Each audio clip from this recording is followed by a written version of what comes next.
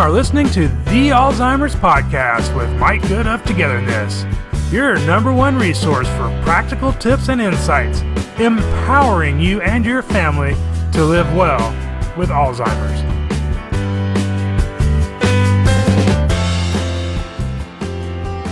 Hello and welcome to the Alzheimer's Podcast, episode 17.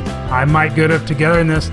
Thank you for joining me for another podcast where my goal is always to empower you to maintain a positive experience, reduce and eliminate the need for medications, and make your time together with those you care for the best it can be.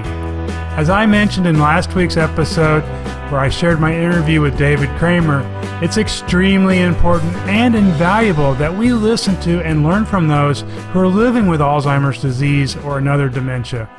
People with dementia know what is needed to help them fight back against this cruel disease. To help spread their message, I'm continuing to share my interviews I did a couple of years ago with people who are living with dementia. In August of 2015, I had a wonderful conversation with Laurie Scherrer where she talked about how she and her husband Roy work one day at a time to implement strategies which allow them to stay active and enjoy life. I was pretty green when it came to recording quality audio at that time, so I've done my best to improve this recording so that you get the best experience possible. However, there may still be some parts that have less than stellar quality, but I truly believe you will find it acceptable and the content invaluable. In August 2013, Laurie Scherrer was diagnosed with early onset Alzheimer's and frontotemporal dementia at the early age of 55. Laurie is an active dementia advocate and runs the website dementiadaze.com. That's daze as in D-A-Z-E. She's also staying physically and socially active as her and her husband, Roy, fight back against dementia. In fact, at the time of this interview in 2015, they had recently returned from a diving trip in Bonaire, which is an island in the southern Caribbean. So in this episode, Laurie and I talk about how she stays active and lives positively despite her dementia. So without further ado, here we go. Welcome, Laurie. Hi, thank you for having me on your show, Mike. Yeah, it's a great pleasure to have you here, and I'm looking forward to talking with you a little bit more. So you want to just tell us a little bit about your diagnosis, maybe, and just we'll lead into some of the activities and stuff you do? I started working when I was 10 years old. My dad owned a company, and, when dad owns a company, everybody works. So I started working at 10. Career has always been real important to me. Worked out to vice president of bank, I opened 3 telephone call centers, and I was vice president of their telephone and web center. Then found out actually I could make more money in sales than I could in management, and I'm good at sales, so I said, okay, why have the aggravation? And I went into sales and did very well. When I was at my last job, I found that things were getting really hard for me. I wasn't doing well. Things that came normally just normal to me weren't. And I started forgetting a lot of things. I couldn't organize work. I lost track of time. I would have a conversation with a customer for 2 hours and totally forget. So I knew something was wrong. After that job, then I started saying, something's really up here. And after I went through 6 months of diagnosis, including 8 weeks of total psychological and neurological testing. And they determined that I had early onset Alzheimer's and FTD, which of course then ended my career. Right. Wow. Such an early age, and so more common we're finding, and but you're staying positive and you're living positively. I love that term with Alzheimer's. Do you want to tell us what that means? What does it mean to you to live positively with Alzheimer's? You know, Alzheimer's ended my career days, ended my ability to spend money whenever I wanted, but it didn't end my life. It changed my life. To me, living well with Alzheimer's, FTD, or any dementia means recognizing the symptoms of the disease when it's happening, recognizing what triggers it, and adjusting your life schedule accordingly. I know there are things that are going to take me when I'm a little bit of a confused stage and make it worse. I know there's things that are going to cause me to get confused or disoriented. So in order to live well, my husband and I work hard every day to find out what's causing the ups, the downs, and try and overcome that as much as possible. We can have a fabulous life, we can do things, we can live great, but we recognize where our cutoff point is and what it is. I had a family reunion at I have a large house with a pool and all. I had a large family reunion with 100 and some people that stayed for 4 days, pitched tents in the yard, and it was awesome. We had a great time, and then we did it again 4 years later. I can't do that anymore. I can't handle multiple conversations. When I get more than a couple people in the room, my mind no longer breaks up voices. So whereas you can take and focus on one person talking in a room, I'm hearing all the conversations. I'm hearing all the background noise. So we've learned that we can't have 100 and some people here anymore, but we can still have 10 as long as I have a quiet place I can retreat to. With 100 and some, I had no quiet place to retreat to. But so, Laurie, that's you're not the first person I've heard talk about that lack of filtering, or that loss of filtering. And when you have people over now, smaller groups, they're aware of the challenge you face in that situation, and they try to. I know it's hard when you're being social. It's hard to remember to let one person talk at a time because everybody gets joy, laughing and stuff, right? But I'm sure you've shared it with them, and they try to accommodate that a little bit. It is kind of difficult. Like Easter dinner at my house, and we had I don't know, maybe 12 people here. We share with everybody what's going on with me. And the reason for that, if you don't share with people and they're telling you a story or they're telling you about something and you don't remember it, then they're going to think you just didn't listen to them. You didn't pay attention. They're not important. Whereas by sharing it with people, they now understand it's not that I'm not listening, it's that I can't comprehend what you're saying all the time. I can't retain it.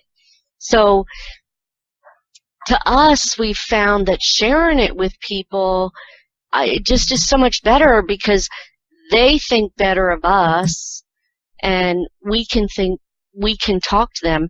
What I do now is wherever we go, whether it's to somebody else's house or we have people here, my iPad goes with me everywhere. My headphones go with me everywhere. When I'm in a situation where the lack of being able to filter is just too much, I take my iPad, I find a quiet place, even if I have to go for a walk and sit under a tree. I put on my music, not somebody else's music, but my music, and I just let my mind go for a little bit, let it go.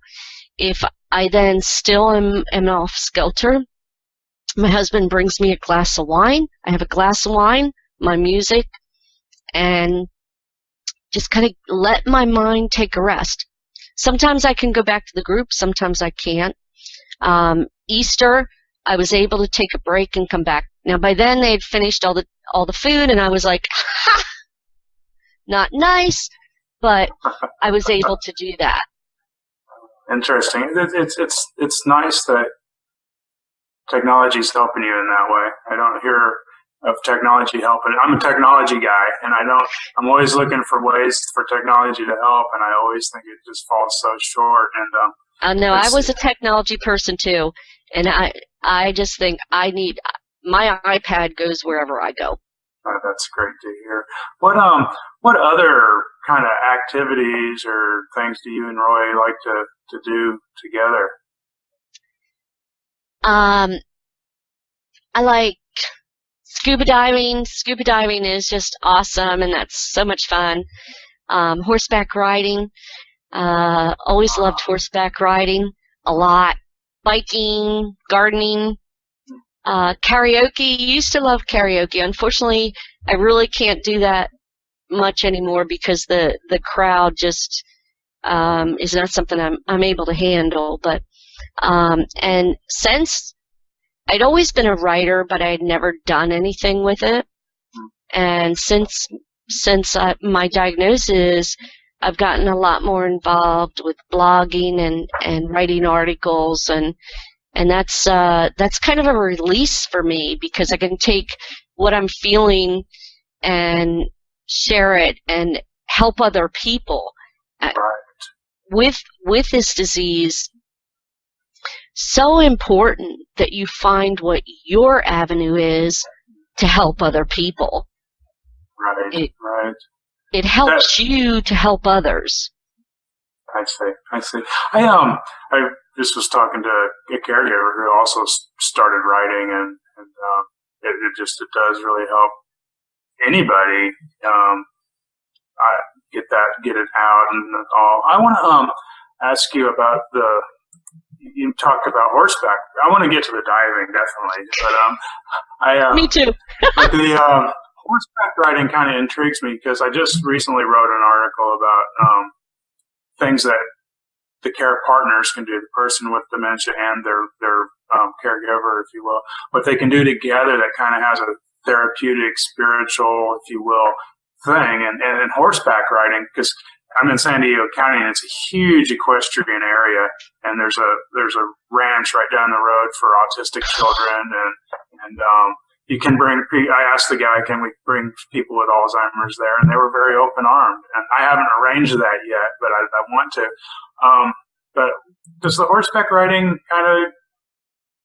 have you done that recently, or does it have any? Am I blowing smoke when I say it's got a therapeutic benefit? I did that in Bonaire, actually. We went again. I had the privilege of spending a summer on a farm in Missouri where I get up in the morning, go out, grab a horse, saddle him up, and go. Oh my golly, that's just an awesome feeling. And I love horseback riding. I can ride horse or bareback or western. Had my first experience doing English. Didn't care for that as much, but horseback riding is very therapeutic to me when it's free rein. Didn't enjoy it as much when you're in a trail. I felt stifled, to tell you the truth. It was like, come on, get going, move on. But riding is when you're going through the country and you can just take time to look around, and in this case, look at the cactus. I couldn't smell the roses because there weren't any. It was cactus, but view the cactus and all. It's just very wonderful in mind. It really relaxes your mind. Hiking. Hiking is fantastic to do with your partner. If you find some woods to hike in or a trail, it's so quiet. You can listen to the birds, see the trees. That is such a calming effect. I absolutely agree. I'm definitely a hiker. Are you? I want to move to the well, maybe not move, but visit the Northwest a little more up in Washington State and Oregon, because the trees and the ferns and the trails are they're bigger than life, and it just smells good, it feels good, and Yeah, it's a spiritual thing for me, as well as gardening. You mentioned gardening, and I definitely can get lost in my gardening for a long time. So in Bonaire, so the horseback riding and the scuba diving, I think that might be the main reason you went there. What is that? Had you been there before, or is that? I think you mentioned you'd been diving for probably 20-some plus years. My husband and I started diving in 1991, and we had gone down to Cozumel, Mexico, and actually did some snorkeling, and we thought it would be wonderful to be down there with the fish and see them. But there was one problem. I didn't know how to swim. So we came home, and he saw an ad for scuba diving, and he said, let's do it. And I said, okay, maybe I better learn to swim first. So I went to the Y, taught myself how to swim, signed up for a scuba course. When we signed up, this instructor had no idea I had just learned how to swim at 33 years old. I had just learned how to swim. So we actually started diving in 1991, and we've been to a whole bunch of places: Bahamas, Bermuda, Mexico a couple times, all over. And we did go to Bonaire once. Love diving. It's so peaceful and calm, and you see so many things when you're diving that you don't see anywhere else. The colors are exquisite, and it's just awesome. So that's kind of the opposite of all that family stimulation, right? Because when you're diving, I've never actually dove, but you're underwater, so you're not going to hear other things. You're going to be in your own real focused world, right? And what's that like? Was it any different for you having dementia doing it versus prior to your, diagnosis? The diving itself was awesome. Let me first tell you why we chose Bonaire. My husband and I have realized that we can live very positively and happily with dementia, but you have to weigh out what you're doing. The reason we chose Bonaire, and we thought long, on my bucket list was one more dive. I wanted one more. But as my symptoms progress, it's like, can we do this? Can we handle this? We chose Bonaire because, number one, almost anywhere else you dive, you have to get on a boat that's crowded with people getting their dive gear together and talking, and drive half an hour or whatever, an hour to get to your dive spot. Our feeling was by the time I got there, I would be so overwhelmed with the confusion it wouldn't work.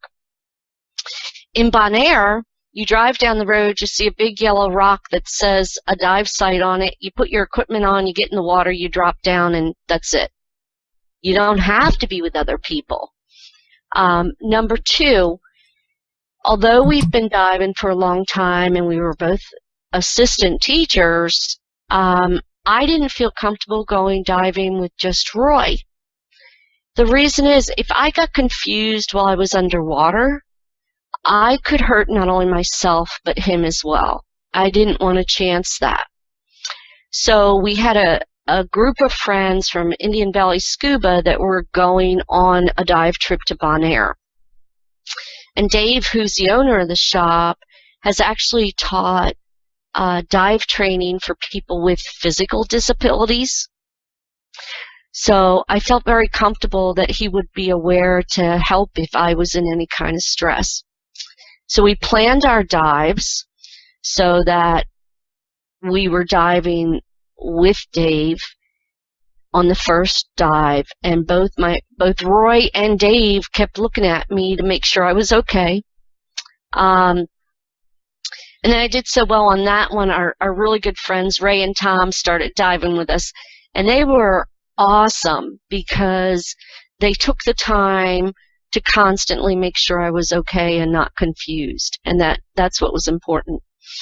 It was so awesome to go diving again. It was great. On my first dive, Roy went to get our weights, and he said, hook up the gear. I looked at the gear. It was foreign to me. I positively could not remember how to put together scuba gear that I've been doing since 1991. I got frustrated. I almost started to cry. I was so upset. It's like, and our friend Ray saw me and came over and said, "Hey, Laurie, what's up?" I said, "I can't remember how to do this." He put it together for me. He said, "It's okay. You're going to have a great dive. We can do this." And I did. From that point on, our friends all pitched together, and when Laurie was going diving, my equipment was all ready, and because of them pitching in, I was able to have just a fabulous time, and instead of one dive, I did 7 dives, and it was just awesome. Wow, that's great. What I love, that's really awesome. What I love about that is that one reason I do these interviews is to help people see that people with dementia, with just a little extra assistance and compassion, can do so many things.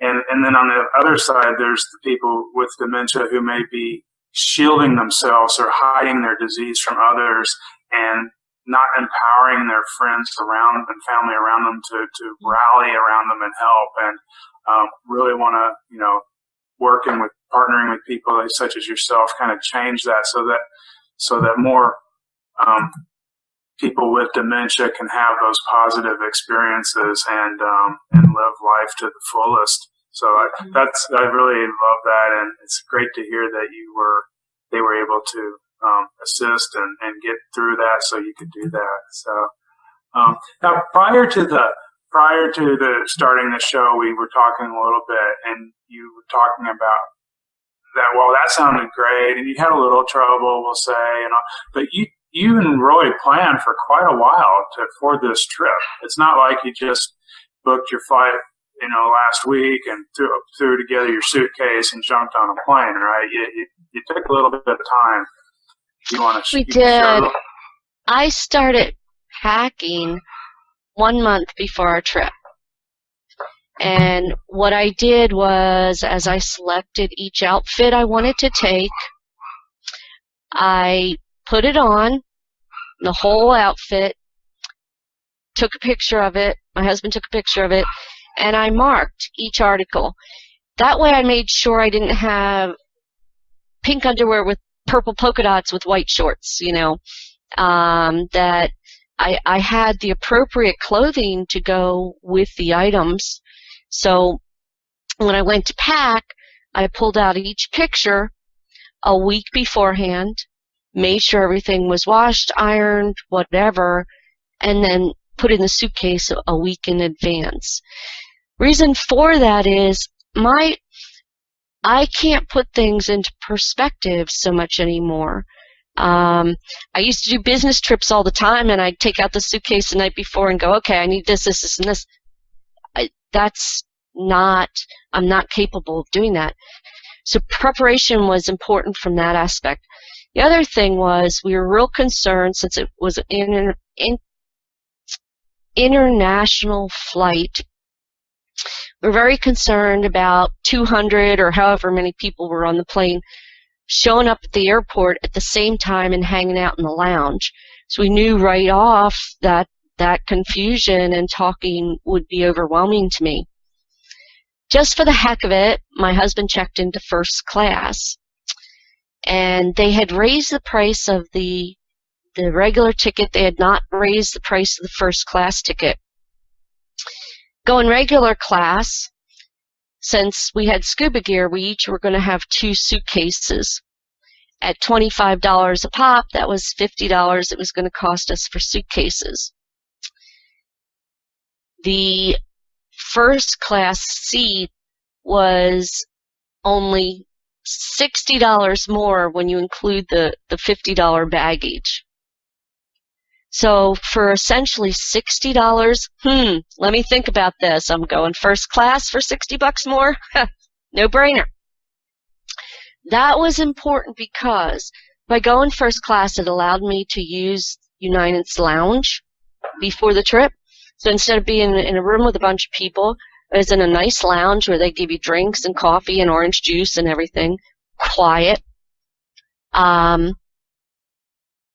First class on the plane, we were afraid of being stuck next to someone with 3 kids and yelling and screaming. It was nice and quiet and calm. So right off, it started our trip off right. Plus, my brother arranged for us to have a hotel room the night before our trip, right next to Newark Airport, which is like a 3-hour drive for us. So instead of getting up at 3 o'clock in the morning to drive to Newark, we were able to just get up and get a shuttle to the plane. Again, wherever possible, we took steps to avoid the stress and get the trip off on the right path. And we did that, and it was fabulous. We setting the trip out right, making lots of plans and preparations, really helped us to have a great trip. We also made arrangements to have a single room as opposed to on a dive trip. Normally a bunch of people share like an apartment. Although we loved doing that because we got to spend time with our friends, we knew that if I was having a downtime, not having a place to escape was not good. So we arranged to have a single room for us, and it was just heavenly. But preparation was such a key.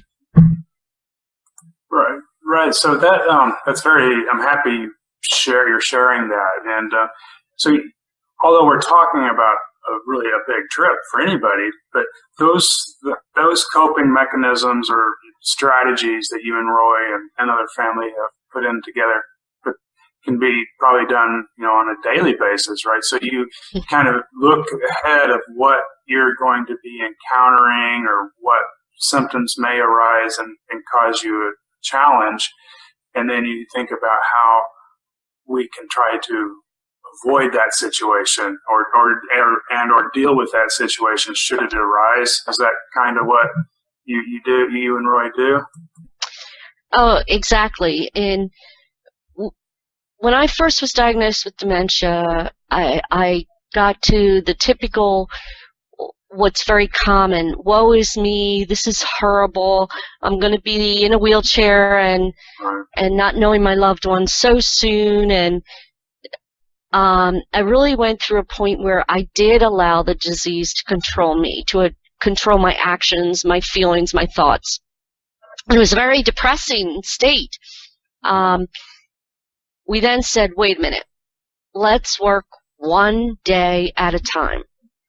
And so we started looking at each symptom and working through what that symptom does and how can we deal with it? How can we overcome that obstacle?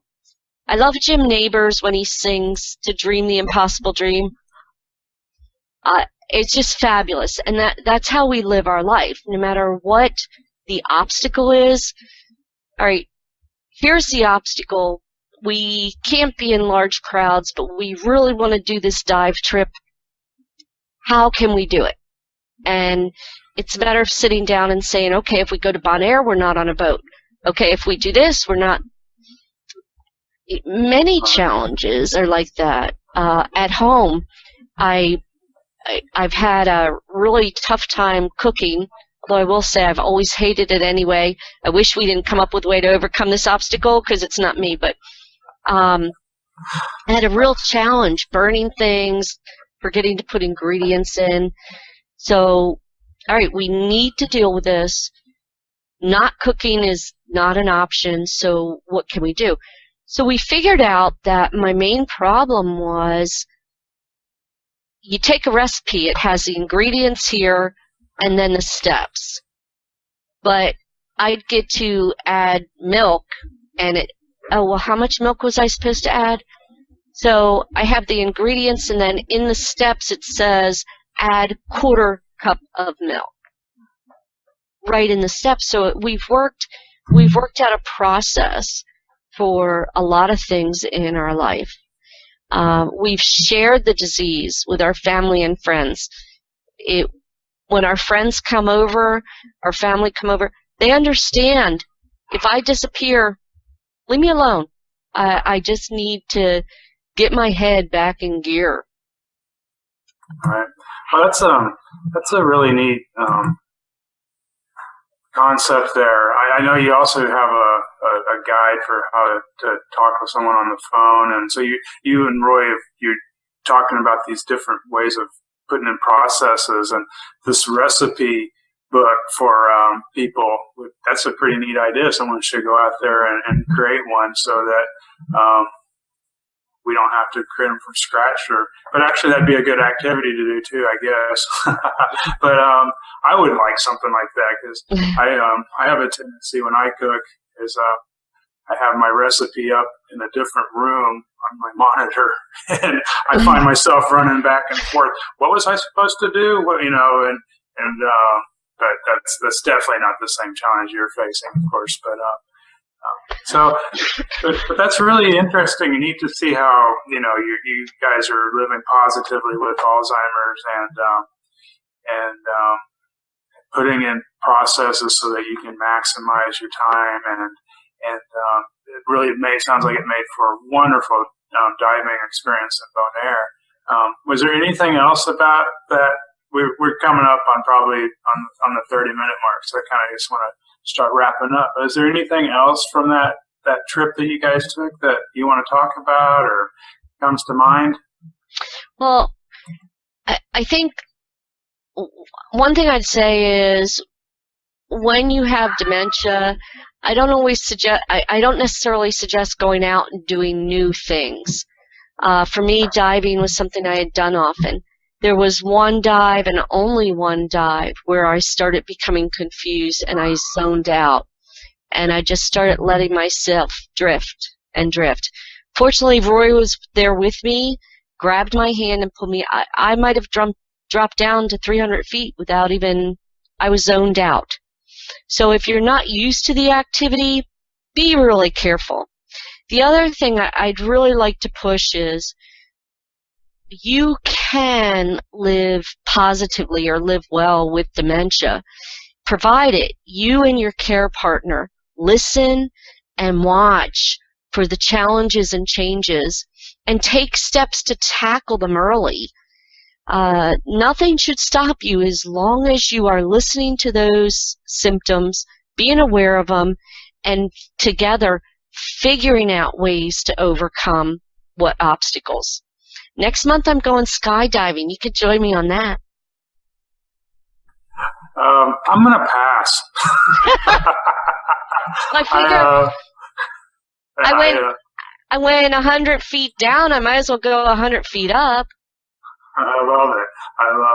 And I read some really great advice. I appreciate you sharing that, and I hope that inspires some people. But maybe not necessarily to jump out of that perfectly good airplane. But hey, I think that's wonderful. I'd like to go diving. I live in an area where I really have no excuse, so maybe I should be. Although it's not like the Atlantic around Florida or the Caribbean, but that's just wonderful. And even I think I read something where you guys might be planning a long RV trip at some point. So I remember I talked to you, or I emailed you that if you ever come to California and visit the Sierras or something, that maybe we could meet up at that point. So, but I know that's 2018. 2018. All right, well, that's not that far away. I mean, that'll be here before we know it. So, well, with that, Laurie, I'm going to go ahead and wrap up. And I'd like to really thank you very much, Laurie, for all that insightful conversation. Wow, wasn't that a great conversation? I personally enjoyed hearing it again. As Laurie shares, to live positively, families must look ahead to anticipate what may cause symptoms to occur and put processes in place to either avoid the trigger or cope with it more effectively. So be sure to check out Laurie's website, dementiadays.com. That's days with a Z. And as always, I will provide a link to it as well as any other mentioned resources in the show notes at togetherness.com/episode 17. Remember, we must listen and learn from people who are living with dementia. To help people with dementia and their families live positively despite dementia, we must support and empower them to stay active and participate. I'd like to thank you for taking time to listen to this episode of the Alzheimer's Podcast. And if you're enjoying this podcast, be sure to rate and review it on your favorite podcast provider. It will mean the world to me. Goodbye and have a positive day. You've been listening to the Alzheimer's Podcast with Mike Good of Togetherness. For more information and to get the resources mentioned in this episode, visit togetherness.com/podcast.